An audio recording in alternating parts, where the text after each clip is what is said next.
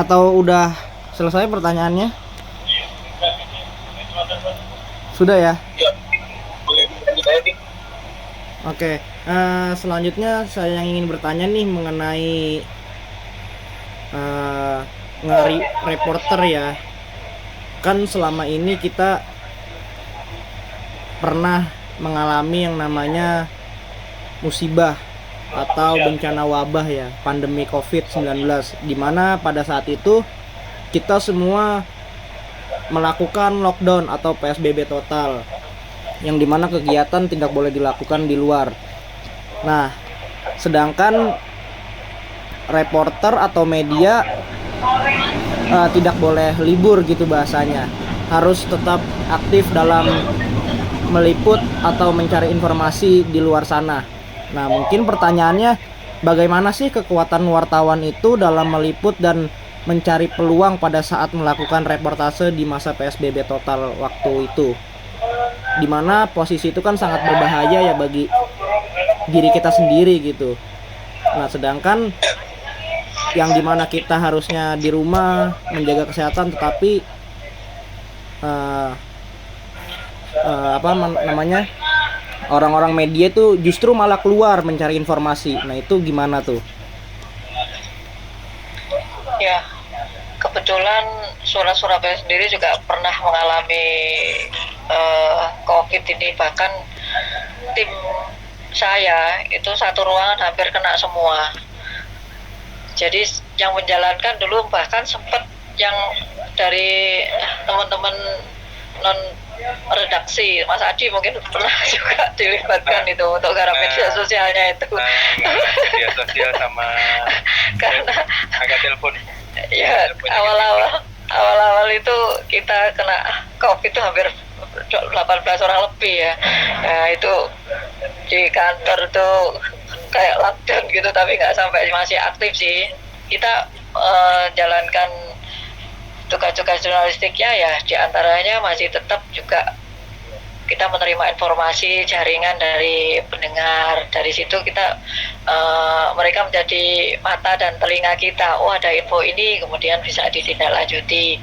Sementara juga karena tidak boleh waktu itu ada keterbatasan untuk berinteraksi langsung ya, betul. ketemu langsung, itu biasanya kita memanfaatkan media digital, misalnya lewat telepon, video call, atau mungkin aplikasi-aplikasi lain yang kita bisa wawancara dengan narasumber lewat seperti itu. Termasuk sosialisasi ya di radio juga. Kita kan ada talkshow untuk dari yang COVID itu apa Mbak? Satgas. Iya, Satgas COVID. Ya, Satgas COVID itu juga sosialisasi di radio itu kita juga via Zoom. Jadi radio pun dulu emang belum ada Zoom, belum bisa live sampai sosial media. Ya, karena pandemi COVID ini sendiri, salah satu pengembangan produknya yaitu interaktif via Zoom, termasuk talkshow multi-platform di Suara Surabaya. Ya, salah satu pengembangan dari produk COVID yang ada di Suara Surabaya ini. Berarti cara mengatasinya itu yang tadi ya, lewat citizen jurnalisme dan radio interaktif ya berarti ya? Termasuknya itu ya. Betul. Terus kolaborasi sama pemerintah itu tadi juga, lembaga kesehatan, dokter-dokter, Satgas, terus rumah sakit. Itu di tengah-tengah COVID itu kita iklannya juga nggak terlalu jelek banget ya, karena juga ada pemasukan dari itu tadi, sosialisasi dari pemerintah, kemudian dari obat-obat atau vitamin-vitamin yang mereka terkait dengan COVID itu, gitu-gitu, rumah sakit apa gitu, ya ada aja gitu. Malah kemudian, kalau pendengar ini nyari infonya ke Radio Suara Surabaya, nah itu misalkan saya kena COVID, saya harus ngapain ini? Ya teman-teman yang di on air ini yang mandu pendengar ini tadi, gimana enaknya, terus telepon siapa, terus langkahnya gimana, gitu sih. Ya, kita biasanya liputan kemanusiaan, misalnya orang yang kena kisah COVID sampai sembuh, mereka bertahan seperti apa, terus tips-tips dari dokter untuk kalau misalnya kena COVID harus ngapain, gitu juga kita sosialisasi juga adaptasi dengan protokol kesehatan. Meskipun misalnya kita liputan di rumah sakit, kita tetap pakai juga protokol kesehatan, mematuhi itu ya, misalnya APD. Waktu itu kan pemilu juga ada yang sampai coblosan di orang-orang yang COVID ya, kita pakai APD juga reporternya waktu meliput. Ya kita adaptasi juga di situ. Terus kita ngolah data misalnya dari pemerintah pusat, provinsi atau daerah yang data-data orang yang terkena COVID tambahnya berapa, itu bisa kita olah juga jadikan bahan pemberitaan, sebagai informasi juga gitu. Terus terkait vaksin-vaksin segala macam, paling nggak kita juga punya data yang terpercaya, narasumber yang terpercaya, sehingga kita masih tetap menjadi media yang akurat yang masih banyak dibutuhkan oleh masyarakat gitu, meskipun kondisinya sedang sulit COVID ya. atau PSBB itu. Tapi saat Jadi, 2020 dan 2021 kan ada PSBB total ya, atau PPKM atau lockdown gitu. Itu ada nggak yang ditugaskan reporter gitu, yang ditugaskan untuk keluar dari kantor gitu, yang misalkan tugasnya disuruh ke rumah sakit atau disuruh ke tempat pemakaman, itu ada nggak tuh kira-kira saat posisi Ada. itu? Ada ya? ada ke pemakaman, ada juga kan, mereka juga kita harus motret juga, video juga yang kita perlukan untuk dipublikasikan gitu ya. Ke rumah sakit juga ada. Ya itu makanya pakai APD, kita dilengkapi APD. Jadi kantor tuh memberikan perlengkapan APD buat reporternya. Berarti kalau sudah pakai Disiapkan. APD itu dapat lisensi ya dari pemerintah kabupaten atau provinsi Surabaya itu, jadi kita boleh meliput keluar gitu ya? Iya, nggak apa-apa ya, asal seizin mereka kan. Kadang-kadang dari rumah sakitnya juga membutuhkan publikasi dari kita, memerlukan reporter yang ke sana. Ya itu pokoknya pakai protokol ketat sesuai dengan yang aturan itu ya, nggak masalah. Tapi ya gitu, ekstra vitamin segala macamnya sebelum masuk kantor harus swab gimana gitu, setelah mereka liputan itu ya ada prosedur-prosedur itu. Berarti kalau untuk waktu di zaman pandemi itu, misal salah satu reporter ada yang kena atau timnya ada yang kena, itu tetap dilanjutkan atau ada pernah diliburkan sehari mungkin, Bu? Enggak pernah, kalau pemberitaan kita enggak pernah libur. Kalau ada yang kena ya yang lain backup, yang lain juga diperiksa semua, yang masih waras ya masih tetap kerja. Kalau yang ini yang butuh istirahat atau butuh penyembuhan ya itu yang diistirahatkan. Oke, terima kasih Bu. Apakah Mas Sidik sudah terjawab pertanyaannya? Sudah. Mungkin ada lagi yang ingin ditanyakan dari Mas Patan dan Mas Arfa. Mumpung lagi wawancara media Surabaya ini, ada linknya. Ini Mbak Iping selain sekarang SPP redaktur editor ini, dulunya wartawan, no, Mbak Iping ini. Sempat terjun ke lapangan ya? Iya betul. Kalau mau tanya terkait teknik jurnalis, teknik wawancara, monggo. Dulu waktu zamannya reformasi saya tuh di lapangan dulu, yang demo-demo mahasiswa, demo buruh. Ini mungkin ini Bu. Yang kemarin pas demo apa ya, yang tentang DPR, yang revisi UU itu tuh Bu, yang pilkada itu turun ke lapangan nggak Bu? Yang di daerah DPRD. Revisi undang-undang apa? Yang apa?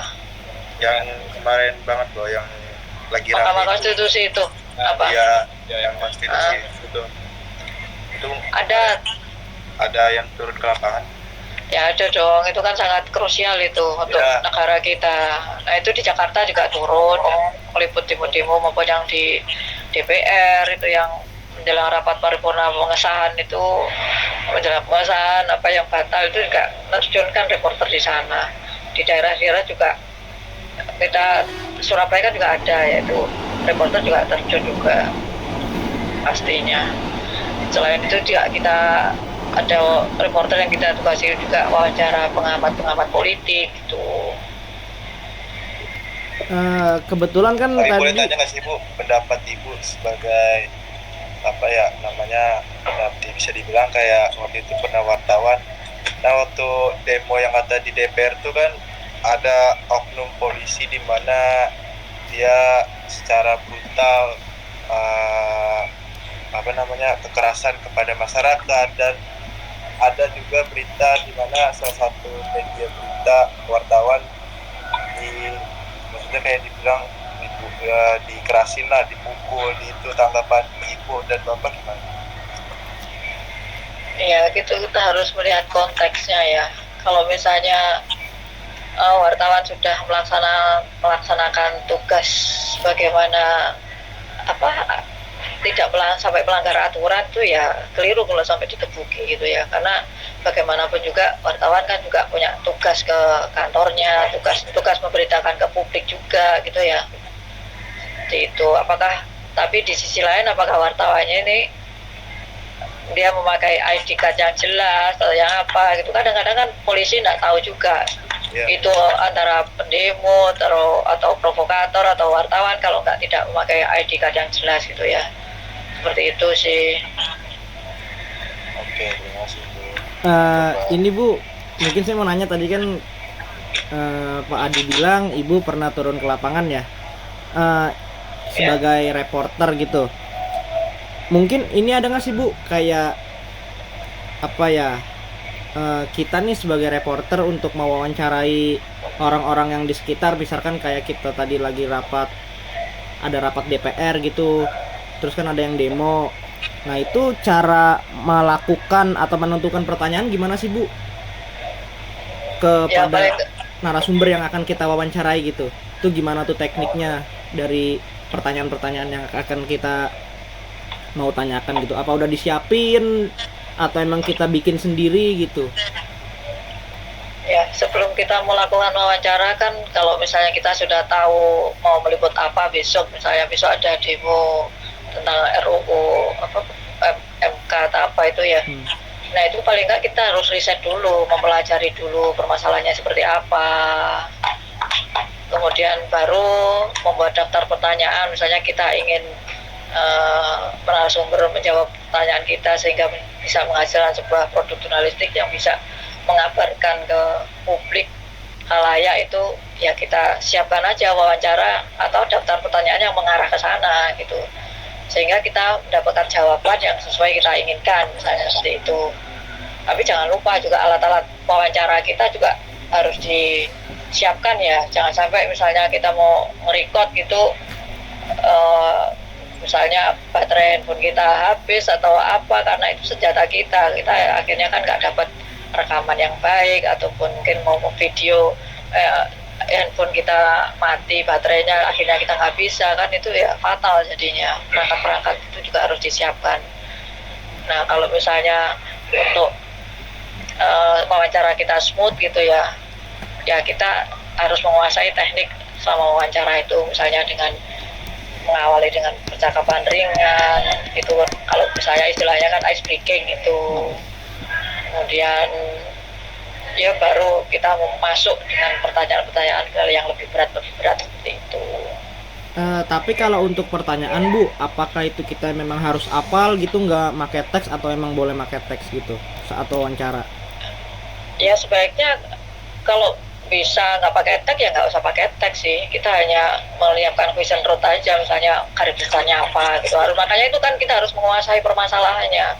Kalau kita nggak menguasai permasalahannya kan kita mau misalnya narasumber menjawab pertanyaan kita ajukan, kemudian dari jawaban narasumber itu kalau kita menguasai pertanyaan, kita akan bertanya lagi, atau jawaban itu menimbulkan pertanyaan baru ya kita langsung tanya. Kalau kita nggak menguasai apa yang kita wawancarai ya narasumber ngomong apa ya kita diam aja, karena kita nggak tahu apa yang dijawaban itu, paling kita hanya menulis apa yang dijawaban itu, kita nggak bisa mengejar lebih dalam lagi. Tapi kalau kita menguasai, paling nggak dari jawaban yang disampaikan oleh narasumber akan timbul pertanyaan-pertanyaan baru yang bisa kita kejar juga di situ.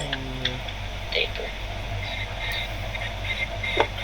Berarti sebelum melakukan wawancara tuh harus ada kayak kita tuh ngeriset dulu ya Bu, berita apa nih yang kita mau beritakan gitu.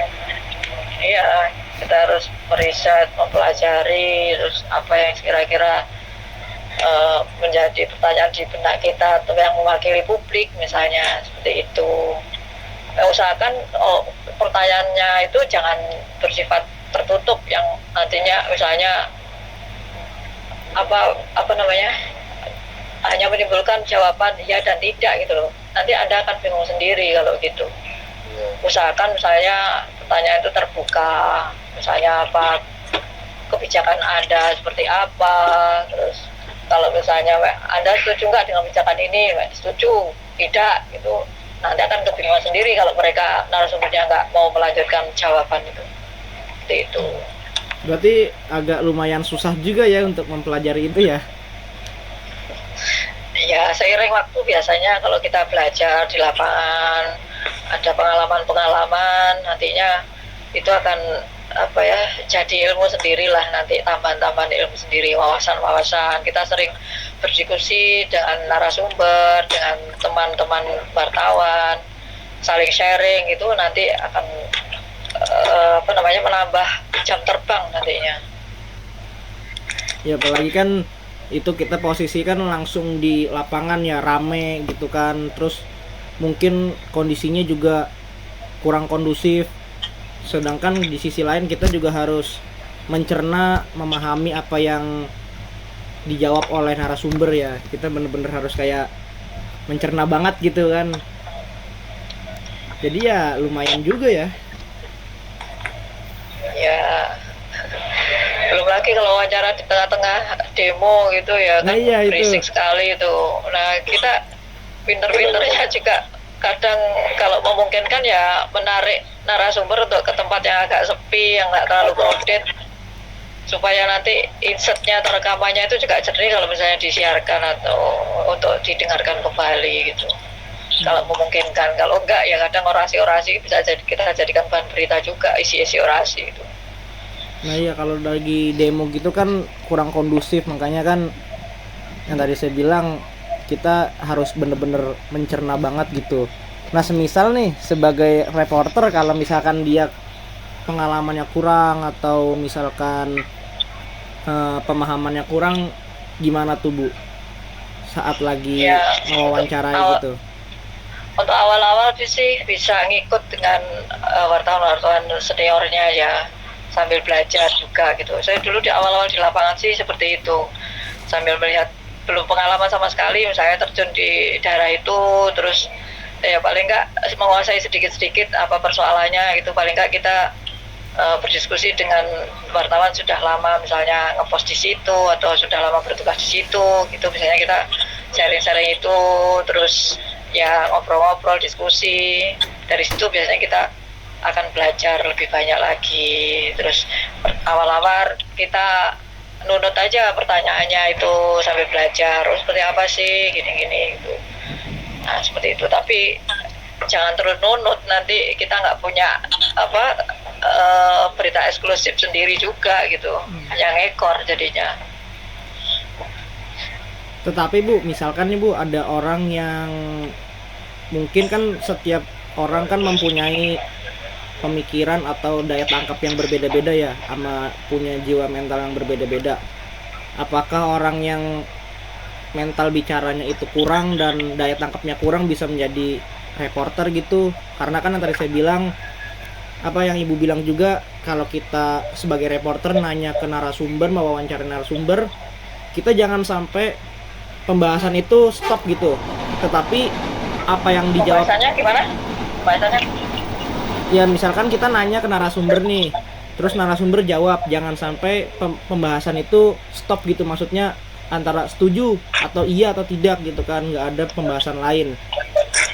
Nah gimana caranya supaya kita dari pembahasan itu tuh bisa timbul pertanyaan gitu. Nah sedangkan yang tadi saya bilang, nggak setiap orang mempunyai daya tangkap dan komunikasi yang baik gitu kepada publik. Itu gimana tuh Bu? Apakah bisa orang seperti Iya. itu menjadi reporter gitu? Kalau di Suara Surabaya sih selalu ada pembekalan-pembekalan ya. Setiap reporter yang masuk itu ada pelatihan-pelatihan sampai mereka siap diterjunkan. Mungkin di awal-awal ya kita masih melihat situasi dan kondisi ya di lapangan itu sambil belajar. Tapi paling enggak selalu sudah ada bekal yang didapatkan dari pelatihan-pelatihan itu sendiri. Nanti seiring waktu biasanya gitu, sambil praktek apa yang disampaikan di pelatihan-pelatihan itu baru ternyata gini. Kadang-kadang dari sisi pelatihan di lapangan tuh nggak ada yang di teori, kadang-kadang langsung muncul gini, kita diskusikan juga dengan atasan kita, misalnya ada persoalan-persoalan di lapangan gitu. Nanti dari situ kita bisa belajar, kemudian mengatasi permasalahan-permasalahan yang muncul di lapangan. Terus misalnya kalau kita mau meliput yang lebih dalam harus bagaimana, nanti akan ini otomatis apa ya, Terbiasa. akan pinter sendiri lah gitu loh. Terbiasa ya Bu ya jam terbangnya ya. Ya akan pinter sendiri gitu nanti. Jangan sampai kalau di SS kan sekarang ini syaratnya kalau jadi reporter di sini itu harus multi talenta ya. Pertama dia harus bisa nulis, kedua bisa reportase untuk radio, kalau nulis untuk web, ketiga bisa motret karena di web juga memerlukan foto-foto maupun di media sosialnya, yang keempat apa ya, video juga itu reportase live itu juga. Sekarang hampir kayak semua media kayaknya seperti itu. Kalau dulu ya cetak aja, misalnya radio aja, TV aja. Itu kadang TV sekarang juga nulis online, terus radio sekarang apa cetak sekarang udah nulis online juga. Gitu. Berarti masing-masing orang itu punya bagiannya ya Bu ya. Misalkan yang bagian motret ya cuman motret doang gitu, yang bagiannya ngerekam yang ngerekam doang, yang bagiannya reporter yang nge-report doang gitu Bu ya. Enggak, kalau di Suara Surabaya semua, satu semua. reporter itu tugasnya itu semua. Oh. Kalau dulu Berarti- satu-satu. Makanya tadi bilang multi talenta itu tadi. Kirain saya multi talent itu maksudnya gini Bu. Ya udah kalau emang bisanya megang kamera ya berarti dia bisa foto, bisa video, bisa ngambil angel gitu. Berarti enggak Bu ya? Semuanya harus bisa ya. Enggak, sekarang enggak terlalu laku yang gitu. Sekarang perusahaan kan pengennya bayar 1 dapat 4. Iya. Benar-benar. Ya, gimana? Udah cukup? Gimana yang lain? Kalau dari saya mungkin udah pertanyaannya itu. Mungkin dari Arfa atau Mas Patan ada yang ingin penasaran lagi dengan media Surabaya, bisa ditanyain. Mungkin wawancaranya sudah cukup terjawab semua. Tapi ada sebelum saya akhiri pertemuan di Meet ini, saya ingin bertanya pada Bapak dan Ibu, adakah pesan-pesan atau wejangan buat para mahasiswa jurnalistik yang ingin maksudnya yang ingin terjun ke dunia jurnalistik tuh, ada nggak sih Bu buat pesan-pesannya gitu, misal kayak Motivasi. jurnalis ini nggak hanya itu doang, kayak bisa seru atau menantang segala macam. Ada nggak sih Bu atau Bapak pesan-pesan maupun wejangannya? Kalau Anda kerja di bidang jurnalistik, Anda harus siap bekerja 25 jam, bukan hanya 24 jam. Dan juga harus punya megang teguh hati nurani untuk menyuarakan kebenaran.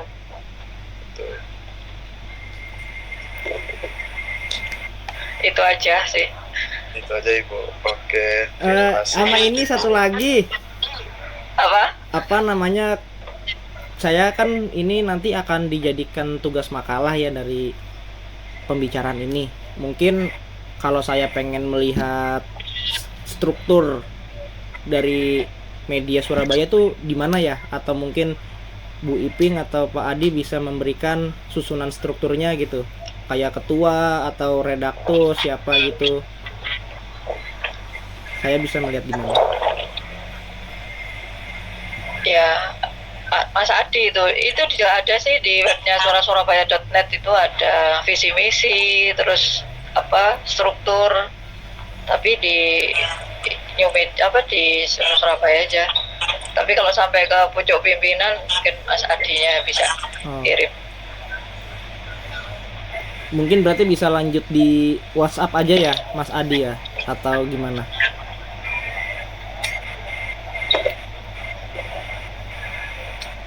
Maaf Mas, suaranya masih di mute. Masih di mute. Suaranya mute. Siap, tak kirimkan nanti, Oke, baik Pak. Nah, nanti sekalian sama company profile dikit-dikit nanti ada. Oke, nanti biar saya masukin ke Siap. makalahnya juga sama ke PPT-nya juga. Nah, nanti itu akan dipresentasikan di depan kelas. Siap. Siapa tahu bisa menambah famosnya atau terkenalnya media Surabaya, namanya lah biar naik lagi. Di follow semuanya. Iya. Suara Surabaya ya. Soalnya saya juga baru tahu media Biar- ini setelah saya mendapatkan tugas. Biar tahu produk-produk kita, ada Facebook, IG, Twitter, X itu, kemudian website suarasurabaya.net dan segala macamnya ya. Oke, siap. Jangan sampai makalahnya jelek, awas lo ya. Kalau soal makalah makanya yang nilai dosen, kita cuma bisa berusaha sama ya memindai dari pembahasan ini ke makalah. Nanti dosennya yang menilai itu. Oke, semoga sukses ya. Amin. Terima kasih Bu Iping dan Pak Adi yang sudah menyempatkan waktunya, yang sudah memberikan penjelasan kepada kami untuk memenuhi tugas reportase ini. Mungkin itu aja yang bisa saya ucapkan ya. Terima kasih banyak sudah membantu kami dalam menyelesaikan tugas ini. Mungkin kalau nggak ada Pak Adi atau Bu Iping, saya nggak tahu tugas ini akan selesai atau enggak. Karena puncak utamanya dari tugas ini tuh ya ini, mewawancarai. Kalau nggak ada wawancara ya tugasnya nggak akan kelar. Mungkin itu saja ya Pak Adi, Bu Iping. Sama ini dokumentasi. Apa? Dokumentasi saya mau foto. Oh, siap. Oke, tak lepas ya kacamataku biar nggak kelihatan tua.